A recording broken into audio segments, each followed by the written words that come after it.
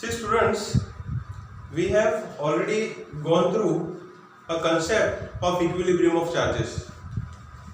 In that, we are starting with one more question. काफी simple question है ये, जिसको हम दो पार्ट में सॉल्व करेंगे. क्वेश्चन ये है, ये triangle ABC, it is having side A. A triangle ABC is having side A, and on each vertex of this triangle we have kept equal charge Q. Question over here is that what charge must be placed at center of triangle in order to make this system in state of equilibrium. मतलब ये पूरी system को अगर equilibrium में रखना है हमें, तो सेंटर पे हमें क्या चार्ज रखना होगा. वो सेंटर के चार्ज पे हम बाद में आएंगे. पहले हम इस ट्रायंगल में कोई भी एक चार्ज पे जो नेट फोर्स लग रहा है वो नेट फोर्स ढूंढेंगे. तो ये वर्टेक्स जो C है उसके ऊपर रखे हुए चार्ज Q पे हम नेट फोर्स ढूंढेंगे. So the force on this charge Q which is placed at C will be due to both charge placed at A as well as charge placed at B. First, we'll write down this force which is acting on this charge Q due to this charge placed at B. We call it as FCB. FCB is nothing else but what? It is force acting on charge placed at C due to charge placed at B. Similarly, we can write down this force FCA.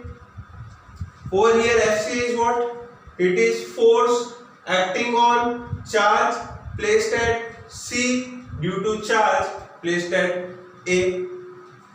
Both the charges in both the set is equal to Q. Even distance in both the case is equal to A only. Over here also distance is A only. So the magnitude of both these charges, FCA, magnitude of both the charges FCA and FCB is equal to F. And what is this magnitude F? This magnitude F is equal to KQ square by A square. K, Q1, Q2, both the charges are Q only. So KQ square divided by square of distance, that is A square. Net force, the forces on C due to both B and A can be written as KQ square by A square.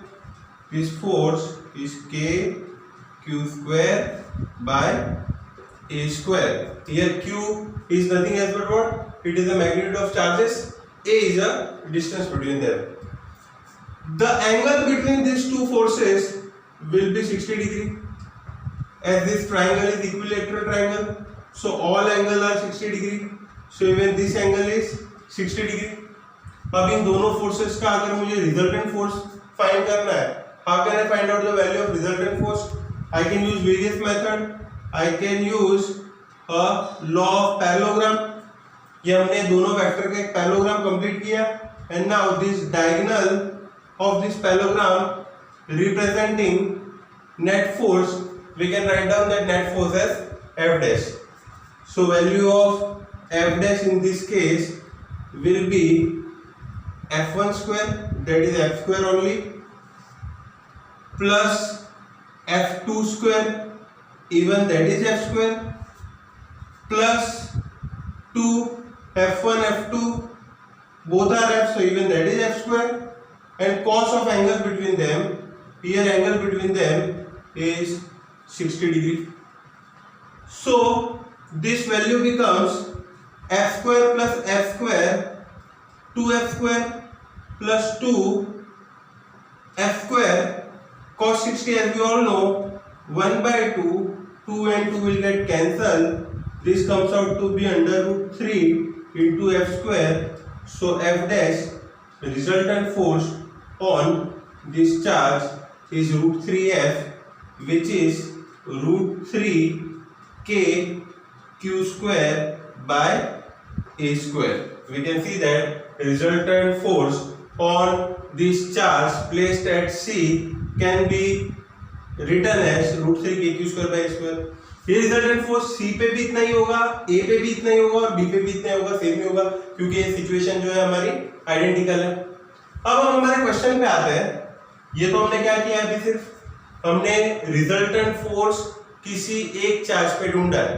हमारा question क्या है कि centre पे हम क्या charge रखेंगे, what charge must be placed at centre so that system remains in equilibrium. तो चलो ये जो है हम इस ट्राइंगल का सेंटर लेते हैं, सेंटर O, और ये सेंटर O पे अब मुझे क्या चार्ज रखना है। मान लो कि वो चार्ज मैं रख रहा हूं कैपिटल Q, जिससे ये सिस्टम जो है मेरी इक्विलिब्रियम में रहे। तो सेंटर वाला जो चार्ज है, इस चार्ज पे कौन सा फोर्स लगाना चाहिए जिससे सिस्टम इक्विलिब्रियम में रहेगा। अगर रिपल्शन लगाएगा तो क्या होगा, इन दोनों के बीच में रिपल्शन होगा, तो ये नेट फोर्स और सेंट्रल फोर्स का चार्ज, सेंट्रल चार्ज का फोर्स, वो दोनों एक ही डायरेक्शन में होंगे। एक ही डायरेक्शन में होने की वजह से they will add up, so will not get an equilibrium. So in order to have an equilibrium, the force exerted by this central charge on this charge Q must be opposite to this net charge. तो net charge के opposite में कौन सा charge होना चाहिए, कौन से direction में होना चाहिए, ये डायरेक्शन में फोर्स होना चाहिए। अगर मुझे इक्विलिब्रियम चाहिए तो ये जो नेट फोर्स लग रहा है एग्जैक्टली उसके ऑपोजिट डायरेक्शन में फोर्स लगना चाहिए और उन दोनों का मैग्नीट्यूड सेम होना चाहिए, तभी ये सिस्टम इक्विलिब्रियम में रहेगी। अच्छा, ऑपोजिट मतलब इन दोनों के बीच में अट्रैक्शन होना चाहिए। अब कब अट्रैक्शन होगा, अगर ये तीनों स्मॉल q चार्जेस जो है वो मेरे पॉजिटिव होंगे तो सेंट्रल चार्ज मेरा नेगेटिव होना चाहिए, और अगर ये तीनों चार्जेस जो है वो मेरे नेगेटिव होंगे तो ये सेंट्रल चार्ज मेरा पॉजिटिव होना चाहिए, तभी उनके बीच में अट्रैक्शन होंगे। मतलब कि the charges which are placed on vertex and the charge which we are placing at centre must be opposite to each other. Let us consider this is opposite. Now what is the force between this charge and this charge. Let us say now distance between this capital Q and this small q, center of triangle and vertex is equal to say r। मान लो ये distance r है। अब मैं r को कैसे ढूंढूंगा, तो ये triangle का मैं छोटा पार्ट जो है, ये ट्राइंगल का मैं एक छोटा पार्ट यहाँ कंसीडर कर रहा हूँ। This is smaller part of this triangle. ये वर्टेक्स हमारा C है, ये सेंटर लिया है मैंने O, और यहाँ पे जो परपेंडिकुलर में ड्रॉप कर रहा हूँ ये पॉइंट को हम ले लेते हैं M। तो हम देख सकते हैं अगर BC जो पूरा A है तो ये CM की वैल्यू कितनी होगी, एग्जैक्टली उससे हाफ A/2। और हमें जो ढूंढना है ये OC साइड ढूंढनी है which is equal to R। Angle ये कितना होगा, ये जो है परपेंडिकुलर बाइसेक्टर ही होगा ये लाइन, तो ये एंगल 60 डिग्री को दो इक्वल पोर्शन में डिवाइड करेगा, तो ये एंगल हमें यहाँ मिलेगा 30 डिग्री।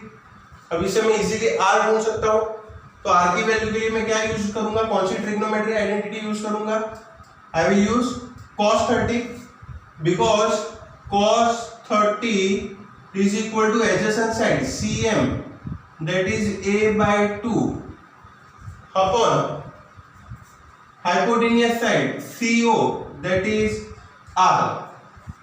अब cos 30 की वैल्यू हम सबको पता है क्या होती है, √3/2 इज इक्वल टू A/2R।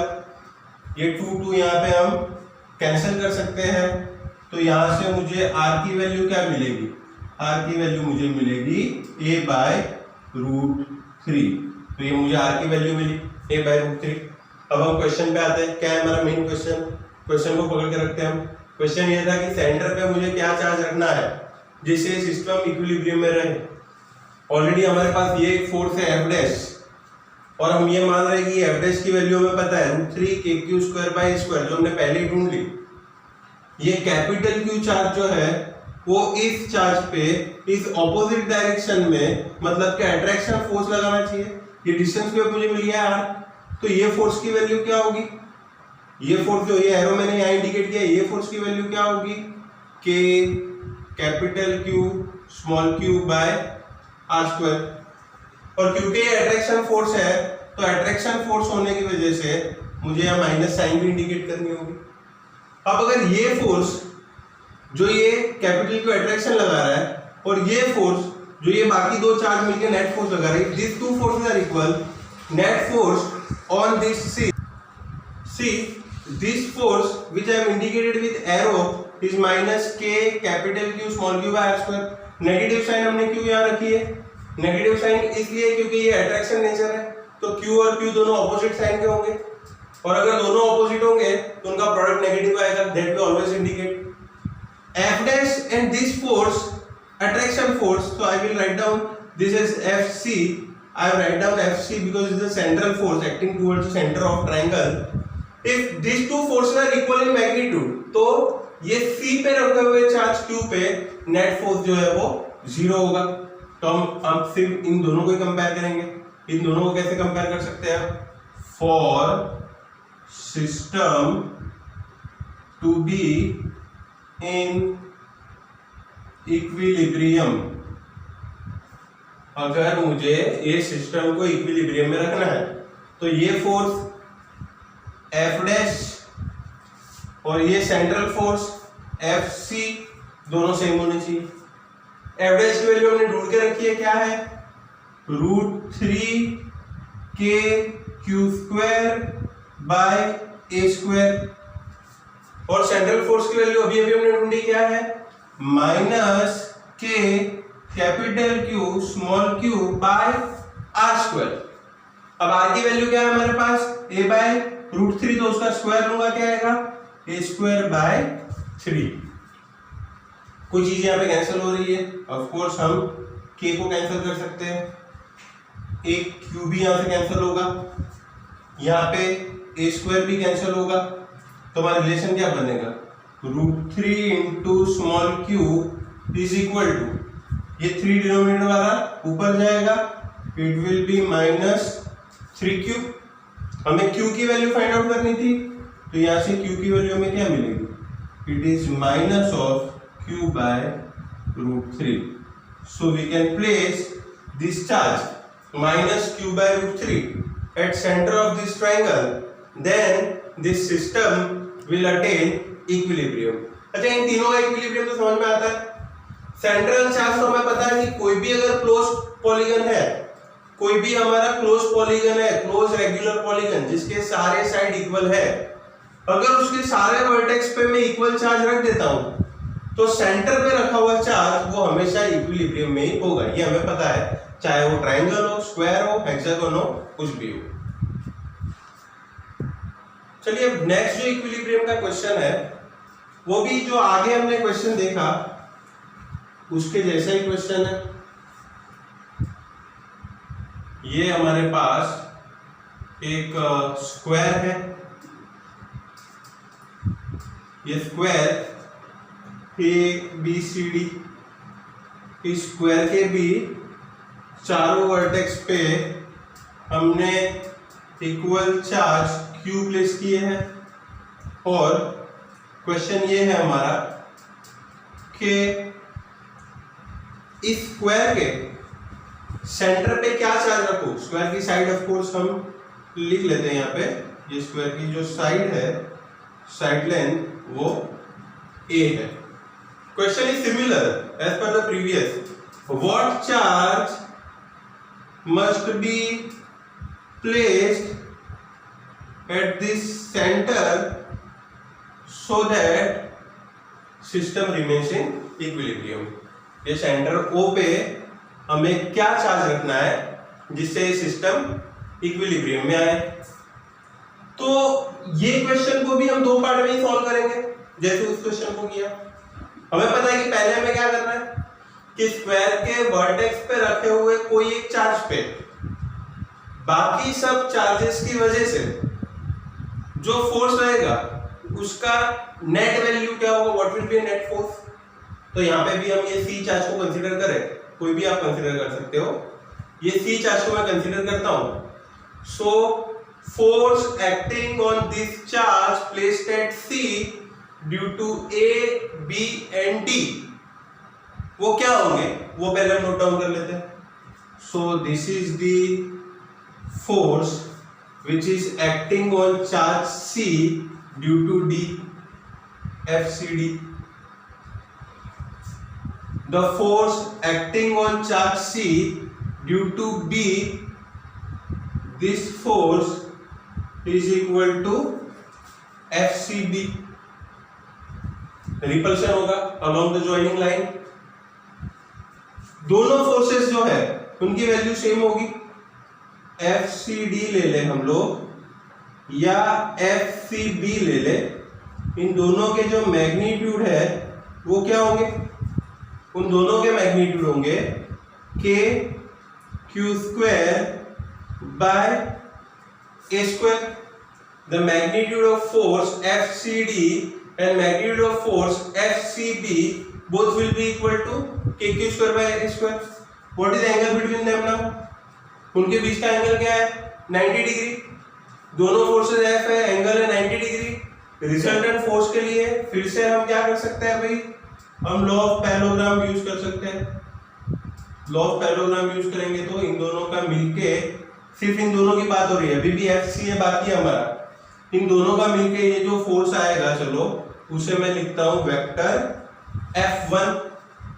तो ये F1 की वैल्यू क्या होगी यहाँ पे, F1 जो होगा it is under root of, इन दोनों की वैल्यू को मैं F ले लेता हूं, under root of F square plus F2 square भी F square plus 2 F1 F2 दोनों F है तो F स्क्वायर, दोनों के बीच का angle cos 90, we all know that cos 90 is 0, तो ये टर्म हमारी 0 होगी। तो क्या बचेगा हमारे पास, ये टर्म जो है वो 0 हो जाएगी, तो F square plus F square under root 2F square.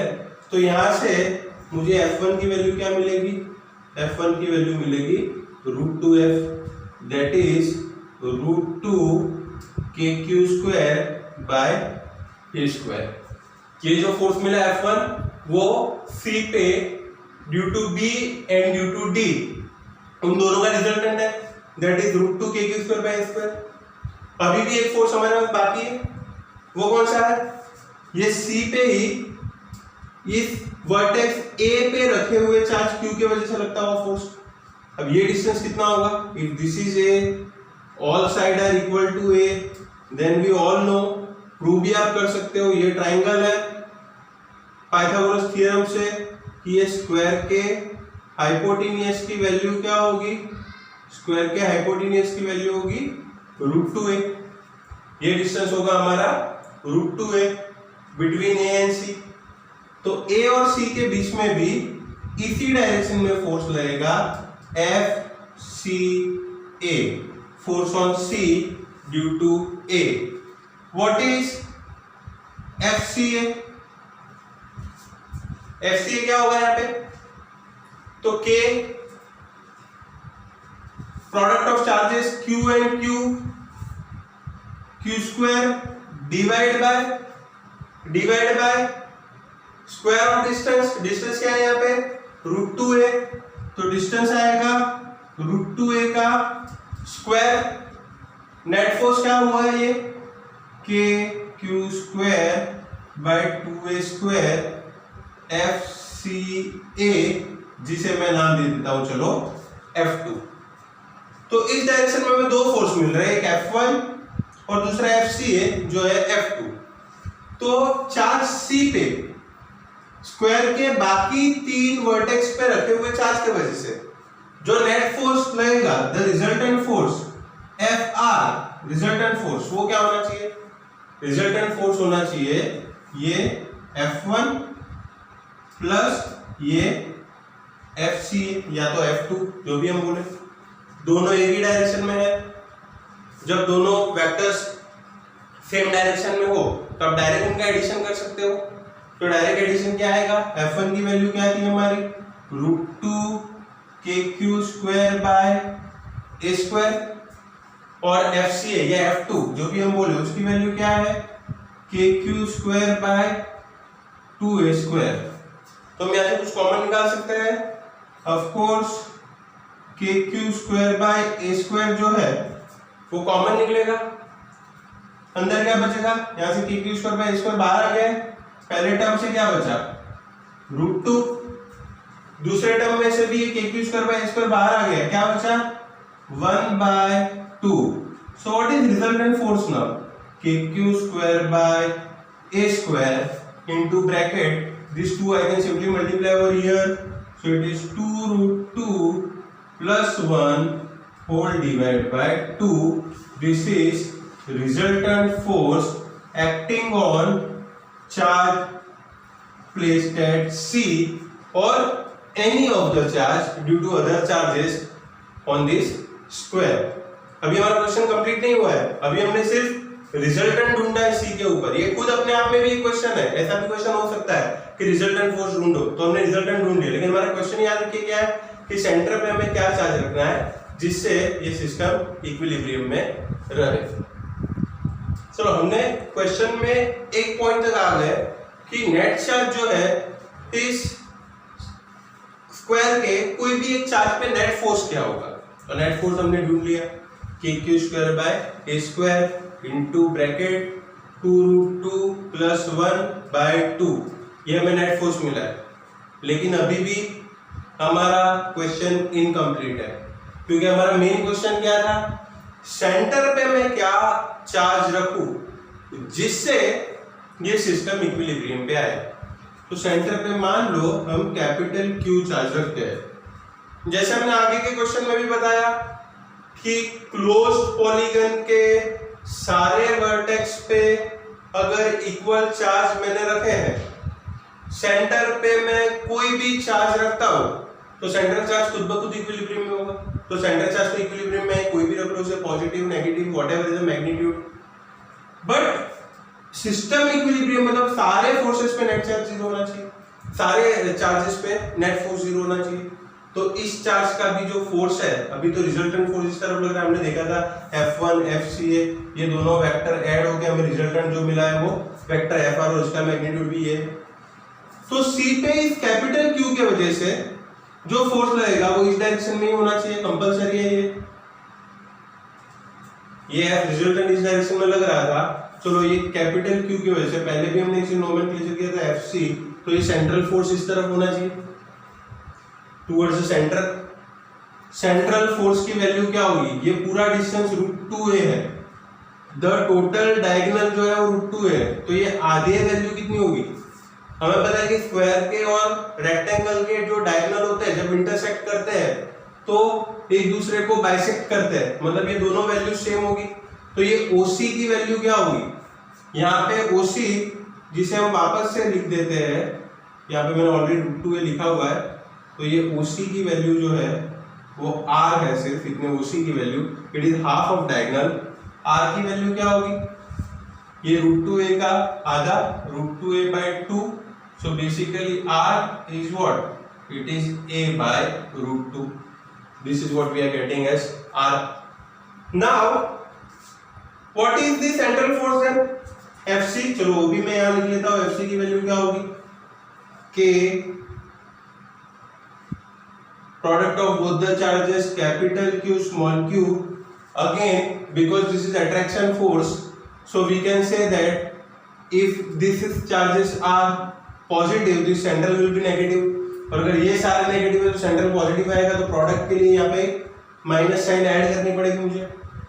Square of distance, what is distance between them r, तो उसका स्क्वायर होगा r², ये सेंट्रल फोर्स। अब इक्विलिब्रियम की क्या कंडीशन है, ये दोनों फोर्सेस इक्वल एंड ऑपोजिट होने चाहिए। कौन से दोनों, ये रिजल्टेंट Fr और ये central force Fc। If this two are equal in magnitude then we can get equilibrium of a system. So we compare that for equilibrium of this entire system, this force, central force Fc is equal to this resultant force which is Fr. चलो central force की value लिखते हैं। क्या है central force की value? Minus K capital Q small Q by R square. अब R की value क्या है? a/√2, तो इसका स्क्वायर क्या होगा? a² bye 2। Fr रिजल्टेंट, उसकी भी वैल्यू है हमारे पास, क्या है? It is k² by a² into bracket 2√2 plus 1 by 2. Anything which we can cancel over here? Of course ये क्या कैंसिल होगा, ये स्मॉल क्यू कैंसिल होगा, या a² कैंसिल होगा, ये 2 जो है ऊपर जाएगा, -2q is equal to q। एक q कैंसिल हो गया तो सिर्फ q बचा। ये 2 को मैं अलग लिख सकता हूँ ब्रैकेट में 2√2 plus 1। This 2 also can go on this side. So capital Q is what? Minus q by 4 into bracket 2√2 plus 1. So this is the force which I must place at this center so that this system remains in equilibrium. आपने देखा दोनों question में एक ही हमने method implement की। पहले हमने क्या किया, बाकी चार्जेस की वजह से नेट फोर्स ढूंढ लिया कोई एक चार्ज पे, और फिर हमने सेंटर पे चार्ज Q एक एस्टिमेट किया, और ये दोनों फोर्सेस जो है ऑपोजिट होने चाहिए, उनके मैग्नीट्यूड को हमने कंपेयर करके वो Q की वैल्यू हमने इजीली ढूंढ ली।